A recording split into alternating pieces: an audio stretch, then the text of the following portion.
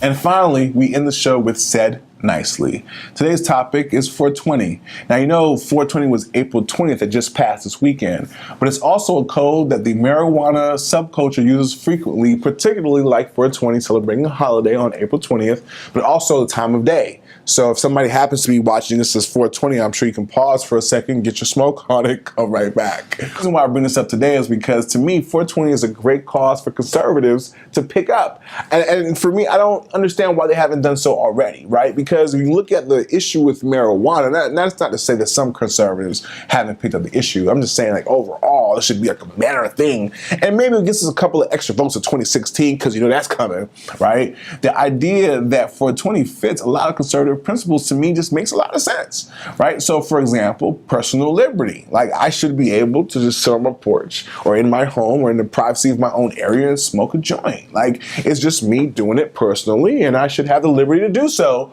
without, number two, government infringement, right? So small government. The prison industrial complex has been filled with people who are nonviolent drug offenders who basically want to get a toke on here and there, who aren't bothering nobody. But now you put big government in there, you're locking people up.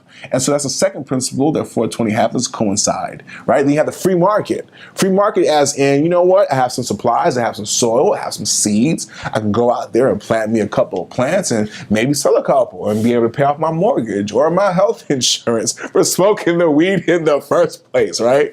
Or even if you look at it from a state rights perspective, where basically states like Colorado and Washington are basically being able to do their own thing because they decided they wanted to make money and raise tax revenue by allowing the sale and the use of recreational marijuana. To me, any way you slice it, this is high time for the Conservative Party to get behind something that not only will help them get votes and help them become a little bit cooler, but also something that really is in fact true to conservative principles. And to me, that is said nicely.